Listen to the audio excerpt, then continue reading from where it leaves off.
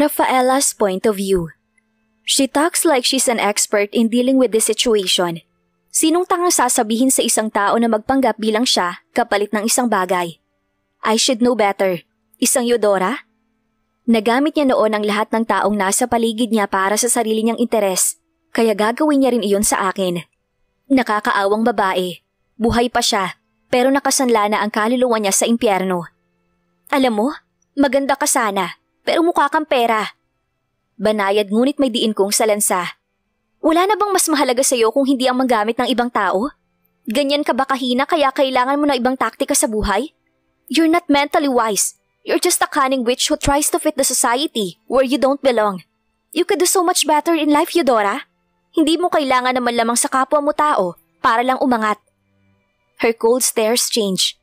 Tila may lumiyab na galit sa mga mata niya dahilan para maupos ang nangiinsulto niyang ngiti. This time, it's my turn to give my insulting smile. Ngiti na kahit kailan hindi ko inakala na maipapakita ko sa kanya. Galit. Iyon na nag-uudyok sa akin na maging matapang sa harap ng isang Eudora Ocampo. Wala kang alam. Nagtitimpi niyang turan. Mas lalo pa akong ngumiti sa kanya. Kung natakot man ako sa kanya kanina, minsan lang niya yun makikita sa akin. I've been in a worse situation. Kung nakaya ko noon labanan ng takot, makakaya ko rin ngayon. Alwendes. Wala akong alam? Oh, so sinabi mo bang hindi ko alam kung paano naging wala kang puso? Mali ba yung nalaman kong magnanakaw ka? Mali ba yung wala kang kwentang asawa at malupit kang ina sa mga anak mo? Mali rin ba yung ubod ka ng kasakiman? Mali ba yung nalaman kong cheater ka? A cheating wife? Acid drop on my throat down to my stomach. Ano pa, Eudora? Ano pang hindi ko alam? Mas lalo pang dumilim ang kanyang anyo at mukhang napatid na rin ang kanyang pasensya. Shit, you! She shouted furiously but I didn't flinch. You little monster! How dare you tell me such thing without knowing my story? Hindi ako magnanakaw. Interes lang yun sa lahat ng sakripisyo ko sa Silverio na yan. Malakas ang kanyang boses dahil sa pagsigaw. Hindi na rin ako magtataka kung maririnig ng mga tao sa labas sa mga sinasabi niya. Hindi pa ako naniningil ng buo. Sinira niya ang buhay ko kaya dapat rin na masira ang buhay niya. Sa katunayan, mabait pa ako niyan dahil buo pa siya, buhay pa siya at hindi ko pinairal ang pagiging demonyito ko. Oo, binuhay niya ako sa karangyaan pero buhay ng taong mahal ko ang kapalit nun. Umusog siya palapit at marahas na hinablot ang braso ko. Maaaring bumalatay ang sakit sa mukha ko nang maramdamang humapdi iyon dahil sa pagbaon ng mahaba niyang kuko sa balat ko. Pero saglit lang yon dahil tinapatan ko ng tapang ang galit niya. Bakit? Maayos kanyang tinatrato? Does he use you better? Lumuluhod ba siya sa harap mo habang sinasamba ang pagkababae mo? Kaya ngayon nahihibang ka sa kanya? Binibigay niya rin bang lahat ng pangangailangan mo? Mabait ba siyang asawa sa'yo? Anong tingin mo sa kanya? Banal na tao? Sagot! Paulit-ulit niyang hinila ang braso ko at alam kong mag-iiwan ng marka ang ginawa niya. Pero hindi ko siya sinagot. She's really pissed off right now.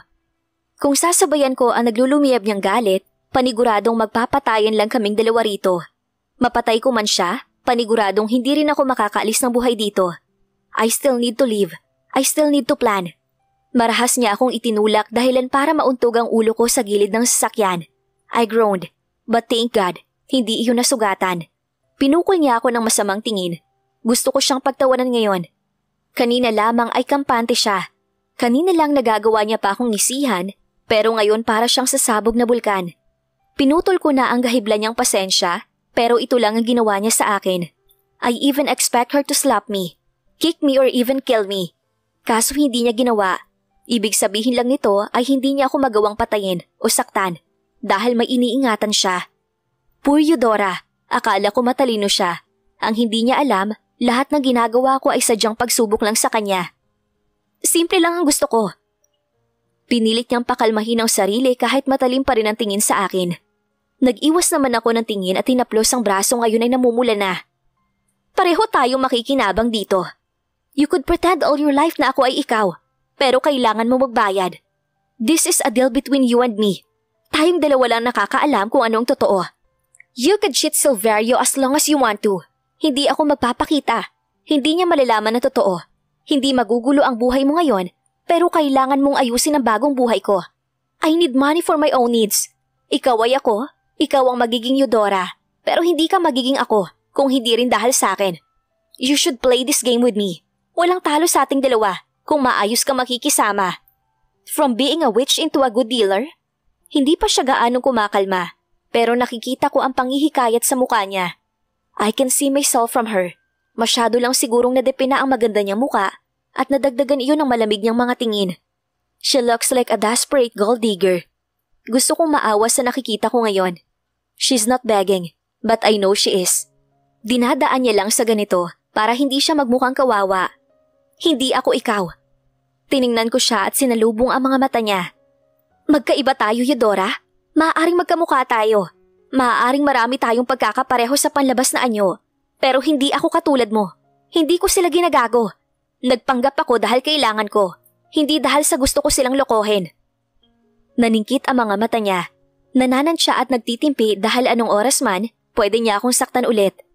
You're stupid, huh? She smiled devilishly. You could be me. Minsan lang sa buhay mo na magkakaroon ka ng pagkakataon na maging ako. Pero pwede rin naman na hindi na lang. Mula sa gilid ng kanyang kinauupuan ay humugot siya ng baril. Dahilan para marigas ako sa kinauupuan ko. Tiningnan niya iyon at sinulyapan ako bago hilahin ang nasa taas nito at walang pag-aalangan na itinutok sa akin. Maayos na ang lahat, hindi ba? May kung anong kumislap sa mga mata niya. Maybe I could change my plan. Instead na ikaw ang magkunwari na ako, I should be the one who will pretend na ikaw para makabalik sa kanila. Ikiniling niya ang ulo at sinuri ang mukha ko. Bumaba ang tingin niya at pabalik na naman sa mukha ko. Tama ka. Hindi ka ako dahil wala kang taste. Wala kang class. Isipin mo yon? Naniwala si Ted na ikaw ang asawa niya? Samantalang, kita naman ang mga pagkakaiba natin. Did he think na nagbago ako? So does it mean kailangan muna kitang gayahin? From smiling devilishly, it changed into a bark of laughter. Hindi ko ma-imagine na ginagawa mo makipagtalik sa kanya. Wait, nagtatalik ba kayo? Then she laughed again dahilan para mapukaw ulit ang galit sa dibdib ko. Yun lang naman ang habol niya sa akin dati. So ibinigay mo, kaya naging maamo rin siya sa'yo. Oh, she shook her head. Buti na lang hindi ka na virgin nung ginawa niya yon, kaya siguro hindi niya napansin. Gusto kong isigaw sa mukha niya na hindi ako binastos ni Clint kailanman. Inirespeto niya ako at iningatan. Pero mariin ko na lamang itinikom ang bibig dahil isang pagkakamali lang ay handa siyang kalabitin ng gatilyo. Hindi pwedeng mamatay ako. May dahilan pa ako para mabuhay. Alam mo, mabait naman ako. Malambing niyang saad pero kita pa rin ang pagkairita sa mukha niya. Just come to think of it, pareho tayong makikinabang. Ayaw mo sa buhay ko? Clint can provide you everything. Kahit anong hilingin mo, ibibigay niya ng walang pagdadalawang isip. Dahil ganun siya katanga. Huminga siya ng malalim. Ayaw kong bumalik dahil ayaw kong balikan ng impyernong yon. I saw you and Clint. Mukhang masaya ka naman sa kanila. Naisip ko lang naman na baka gusto mo na maging ako. Kaya ito at pinagbibigyan kita. You, being Eudora Silverio is so easy. You have the looks. Magkamukhang magkamukha tayo. Kaya walang ibang papalit sa akin sa impyernong yon kung hindi ikaw. Pero dahil ayaw mo naman, well, my heart throbbed fast when she positioned herself to shoot me. Alam kong hindi niya ako babarilin. Dito? Siyempre hindi. Hindi niya yun magagawa. Maririnig sa labas ang putok ng baril. Kaya alam kong tinatakot niya lang ako. I need to outsmart her. Ano bang kailangan mo? Pera? Magkano? Hindi siya agad nakasagot. Nanatiling nakatingin lang sa akin at nang makitang pagbibigyan ko na siya at nakuha na niya ang gusto niyang mangyari, doon niya lamang ibinaba ang baril at ibinalik sa gilid kung saan niya iyon nakuha. A satisfied smile was plastered on her lips. Para bang nanalo siya sa wakas. Good girl. Komento niya. Nagtagis naman ang bagang ko. Kailangan kong kumalma pero kung siya ang nasa harap ko, parang hindi yata kakalmang dibdib ko dahil sa iritasyon at galit. 10 million for now. Payak niyang saad. What the heck? 10 million? Saan naman ako kukuha ng ganyang kalaking halaga? Hindi ko maibibigay yun sa'yo. Of course, I can give it to her. Alam ko ang ibig niyang sabihin at kung saan ako kukuha. Kailangan lang magmukhang tanga sa harap niya para mapaniwala siya. Mabibigay mo yon. Kampante niyang sagot. Hindi yun mapapansin ni Ted. Huwag kang mag-alala.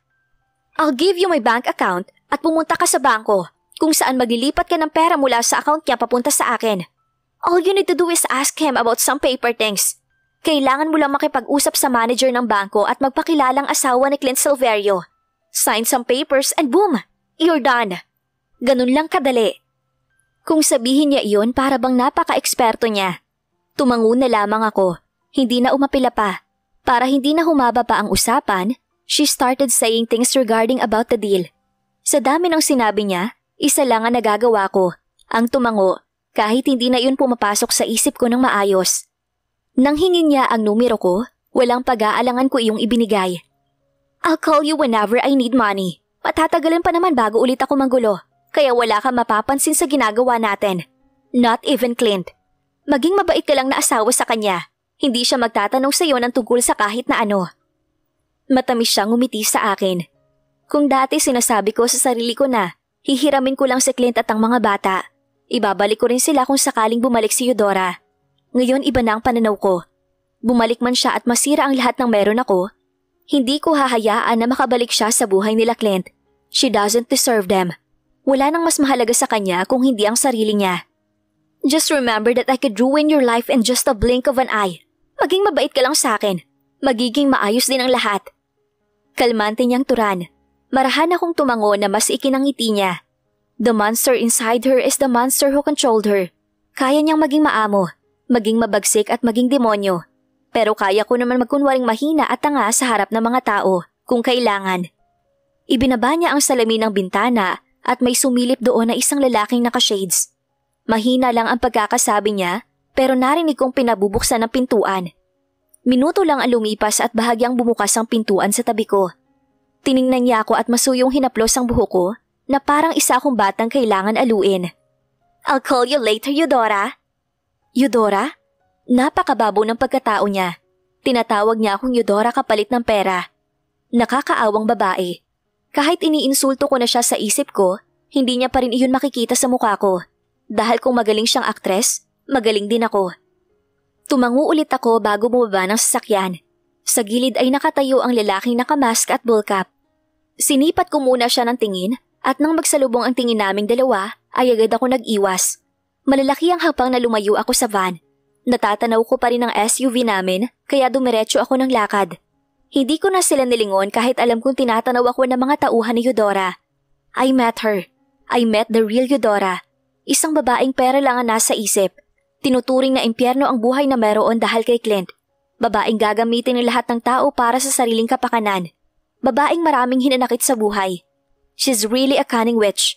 But to win over wise woman, you need to become a genius. Nang makalapit ako sa SUV at mabuksan ang pintuan, ay bumungad sa akin sinay Conchita at Sarah. Saan ka nagpunta, Eudora? May pag-aalalang tanong ni Nay Conchita bago ako hagurin ng tingin. Mukhang kanina pa sila naghihintay sa akin. Diyan lang ho, bumili ng cupcake. Nasaan ang binili mo? Tanong niya. Nagbaba ako ng tingin sa kamay ko at natagpo ang wala akong hawak. Naiwan ko sa van ni Eudora. Ngumiti na lamang ako. Mahaba po kasi ang pila kaya hindi na lang po ako bumili. Pagsisinungaling ko, nag-iwas ako ng tingin at dire-diretso akong pumasok at umayos ng upo. Tiningnan ko ang driver's seat pero wala doon si Carlo. Hinahanap ka ni Carlo, iha.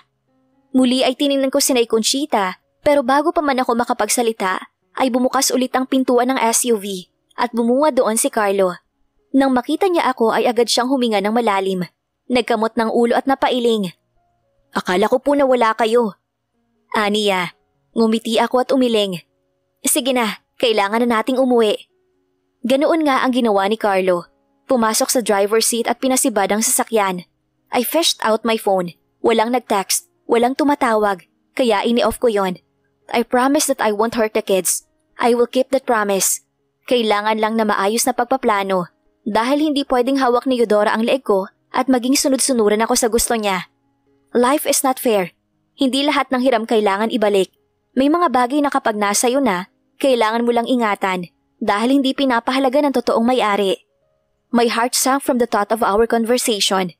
Tama siya. Kaya niyang sirain ang lahat ng meron ako ngayon, pero kasabay ng pagkasira na yon ay ang pagbagsak niya. Mawala man sa akin ang lahat, ay isasabay ko naman siya. I won't fool and use Clint. Niloko na siya noon ni Eudora, kaya tama na ang isang beses. This game is not yours, Eudora. This is not yours. Tahimik ako buong biyahe at nang makarating sa bahay ay agad din na umakyat para magpalit ng damit. Kailangan ko munang kalmahin ang sarili at magplano ng mga susunod na hakbang. Kailangan doblehin ang pag-iingat. Tama ang naiisip ko kanina. Masyadong maiksi ang pasensya ni Eudora. Agresibo rin siya sa lahat ng bagay. Kapag hindi niya makuha sa pakiusap ang isang bagay, ay idadaan niya agad sa dahas. Buong buhay ko marami akong kinatatakutan. Kahit ang mahimbing ko pagtulog sa gabi. Marami akong pangamba sa buhay noon pa man. Hindi nawawala ang mga negatibong bagay sa isip ko. Walang kapaguran ang damdamin ko sa takot, kaya sa huli nilalabanan ko yon. Laging mataas ang pader na nakapalibot sa akin. Laging alisto sa lahat. Laging nakaplano sa mga susunod na mangyayari. Kailanman hindi ako nilubayan ng takot, pero mas lalong hindi ako nagpagapi sa takot na yon. Sa ngayon, hindi sarili ko ang dapat kong ingatan. Mas kailangan nila Summer at Rain iyon. May isang tama si Eudora. Kailangan magbayad sa mga bagay na meron ka ngayon. Kung magbabayad man ako, yung sapat at sa tamang tao. At ibig sabihin lang nun, hindi sa kanya. Mali ako sa mga iniisip ko noon. Masyado kong minaliit ang kakayahan niyang makapanakit. Mas masahol pa pala siya sa halimaw na naiisip ko. Nang matapos ako makapagbihis, ay hinanap ko agad ang cellphone ko at binuksan iyon. Kung dati mensahe at tawag lang na kliyentang hinihintay ko, ngayon may iba na akong hinihintay. Ilang minuto ko pa iyong tiningnan pero wala pa rin. Kaya dumiretso ako sa unos ng drawer at hinanap ang isang bagay. For some reason, naisip kong magagamit ko itong balang araw. Mula sa drawer, inilabas ko ang mamahalin at kumikinang na gintong kwintas. Ang pendant nito ay diamante na korting puso. Ito yung ibinigay sa akin noon ni Clint nang umattend kami ng kasal. Nang makauwi kami, agad ko yung tinanggal at itinago ng maayos sa takot na baka maiwala ko iyon. Alam kong mamahalin. Kaya kailangan ingatan. Ngayon, masigurado akong hindi ko ito mawawala. Maingat kong inilagay ang kwintas sa leeg ko at nang mapagtagumpayan ay saglit na tiningnan sa salamin ang sariling refleksyon. The necklace symbolizes love. Love that is precious and rare. Sa lahat ng tao sa mundo, kay Clint ko naramdaman na kahit paano may nagmahal sa akin, may rumirespeto at may nag-iingat. Noong una nababaliw ako sa tuwing naiisip kong siya na yata ang pinaka-nakakatakot na taong nakasalamuha ko.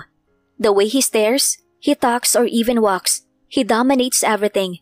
Halos tumalo ng puso ko palabas ng ribcage sa tuwing nasa malapit siya. Kasi takot ako sa kanya. Hindi ko maitago ang kaba ko kapag malapit siya.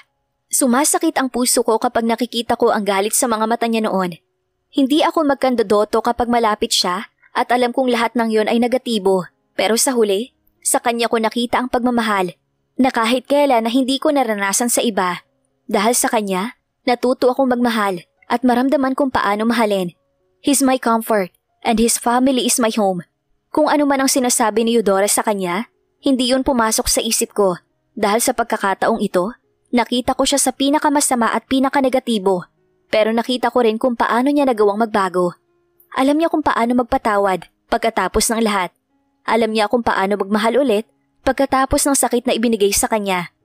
Clint deserves a good wife. Someone who can treat him right, yung hindi siya lolokohin at hindi sasayangin ang tiwala niya. Kaya masira man ang lahat ng meron ako ngayon, handa ako. Basta masigurado ko lang na wala akong ibang ginawang masama, maliban lamang sa inangkin ko ang pagkatao ng asawa niya. Nang dumating ang hapunan, ay tahimik kami sa hapag.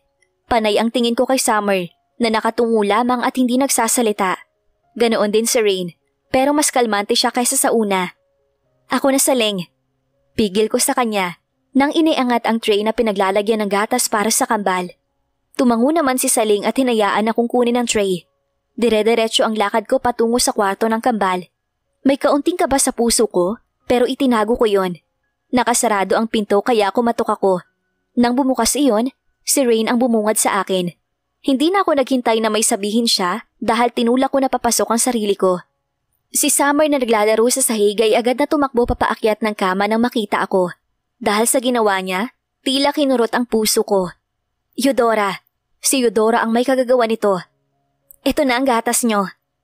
Nakangiti kong saad at inilapag iyon sa side table. Nanatili akong nakatayo malapit sa tray at walang balak umalis. Tumingin sa akin si Summer at nag-iwas din agad ng tingin nang makitang nakatingin din ako sa kanya. Kita ko ang mas lalong pagsidhi ng kaba sa kanya. Si Rain ang lumapit at kumuha ng isang baso. Maingat siyang naglakad papunta sa kama at iniabot iyon kay Summer. Nagdalawang isip pa ito bago kunin. "Drink that so we can sleep na." Ani Ray na may pangaalo sa tinig. Bumalik siya para kunin ang gatas niya. Tahimik lamang ako habang tinitingnan silang ubusin ang gatas. Hindi na ako tinapunan ng tingin ni Summer at halata ang pagiging alarma niya dahil sa presensya ko. Nasasaktan ako dahil alam kong nakikita niya ako bilang isang halimaw at hindi bilang isang kaibigan. Nang maubos nila yon, si Rain ang nagbalik ng baso sa tray. Kinuha ko ang pagkakataon na iyon para makausap sila. Hindi ako lalabas ng kwarto na hindi ito naaayos. "Summer," masuyo kong tawag sa kanya. "I have to ask you something." Marahan ako naglakad palapit sa kama kung saan naroon siya, pero agad niyang hinila ang kumot at iniyakap niya iyon sa sarili. Natigilan ako dahil sa pinakita niyang takot. "Mommy, we want to sleep. Please leave us na." May pagmamakaawang saad ni Ray na kusang humarang sa harap ko. Nagbaba ako ng tingin sa kanya at nang magsalubong ang mga mata namin, nakita kong puno iyon ng pangamba at takot. "Please, leave us!" She begged. Marahan akong umiling. Masuyo ko siyang tiningnan para ipakitang desidido akong kausapin sila. "I can't, baby. I can't." Tinitigan niya pa ako lalo. Nag-squat ako sa tapat niya at hinaplos na magaan ang pisngi niya. "I miss my babies. Hindi ko sasaktan si Summer Rain. Naniniwala ka naman di ba sa akin? Kakausapin ko lang siya. Hindi ko kayo sasaktan." Halos madurog ang puso ko nang makita ang pag-aalangan sa mga mata niya. Noon, tanging kainosente lang ang nakikita ko sa mga mata nila. Mababaw lang na bagay, masaya na sila. Ngayon, hirap na hirap silang magtiwala na para bang paulit-ulit nang sinira ang tiwala nila at pagod na silang masaktan. Kinagat niya ang ibabang labi at nag-iwas ng tingin. "My Rain, she always trusts me. Kahit alam kong may takot sa puso niya, ay may puwang pa rin naman iyon para pagkatiwalaan ako." "Summer." Bumaling ako sa kakambal na ngayon ay tahimik na umiiyak at nakatingin na sa amin. Nang makita niyang papatayo na ako ay agad siyang nag-iwas ng tingin at nagsumiksik palalo sa gilid kung saan pwede na siyang mahulog. "Summer." I slowly walked towards her. Nang nasa gilid na ako ng kama ay nagsimula na siyang humikbi. "Please, Mommy! Please! Hindi ako nagsumbong kay Daddy!" Pagmamakaawa niya, nanginginig ang boses. Lumakas ang iyak niya dahilan para sumampa ako sa kama at abutin ang kamay niya. Pero nang mahawakan ko siya, agad siyang nagpumiglas. "No, Mommy! Don't hurt me!" Durog na ang puso ko ngayon. Nanginginig ang mga kamay niya at sunod-sunod ang paghikbi. Ganoon din si Rain, na nanatili sa baba ng kama at tinitingnan lang kami. Nagtitiwala siya sa akin, kaya hinahayaan niya akong lapitan si Summer. At hindi ko hahayaan na masira ang tiwala niyang iyon. Hindi ko sasaktan si Summer. "I won't hurt you, baby. I won't." Pangaalo ko at nang mahila siya palapit sa akin, ay agad kong ikinulong sa bisig ko at niyakap ng mahigpit. "Hindi ka sasaktan ni Mommy. Hindi. Dahil na rin sa halo-halong emosyon na nararamdaman ko ngayon, hindi ko mapigilan ang hindi maging emosyonal. Malayang nagsitulo ang luha ko habang pilit siyang kinakalma. Hindi ka sasaktan ni Mommy. Please, Summer. Please, calm down." Napapaos na rin ang boses ko dahil sa kaunti na lang ay mababasag na iyon ng tuluyan. Tumigil siya sa pagpupumiglas sa pagkaraan. Humihikbi pa rin pero kahit papaano ay kumakalma na. Thanks God, ilang minuto pa ang lumipas at malaya pa rin nagsisutulo ang luha ko. Ganoon din sila na humihikbi pa rin. Mas lalo kong hinigpitan ang yakap sa kanya habang masuyong hinahaplos ang kanyang buhok. Mas lalong lumakas ang pag-iyak ni Summer sa dibdib ko. May sinasabi siya na hindi ko maintindihan dahil putol-putol iyon. Between her sobs are painful words. Hindi ko lang maintindihan. "Baby, tama na." Bulong ko sa kanya. "Hindi ka sasaktan ni Mommy." Umiling siya agad. Mabilis noong una hanggang sa bumagal iyon. "You did. Why you need to hurt me, Mommy? I thought we're friends. I thought you love me. Why do you need to hurt me?" Sa gitna ng kanyang paghikbi ay nagawa niya iyong itanong. Ngayon na sumagi sa isip ko si Eudora, maraming imahe ang nakikita ko sa isip ko. Paano niya nagawang saktan si Summer? Hindi ko alam kung ano ang ginawa niya sa bata, pero napakasama niya naman para saktan ang kanyang anak. Bakit kailangan gawin yun ni Eudora? "I didn't." Mababa ang boses na sagot ko. "I didn't because I couldn't." Kaya kong masaktan ng paulit-ulit pero hindi ko magagawang saktan ng isang bata, lalo na kung sila yon. You did! Suminghot-singhot siya at unti-unting lumayo sa akin. You did! Galit niyang sabi. Anong ginawa ko?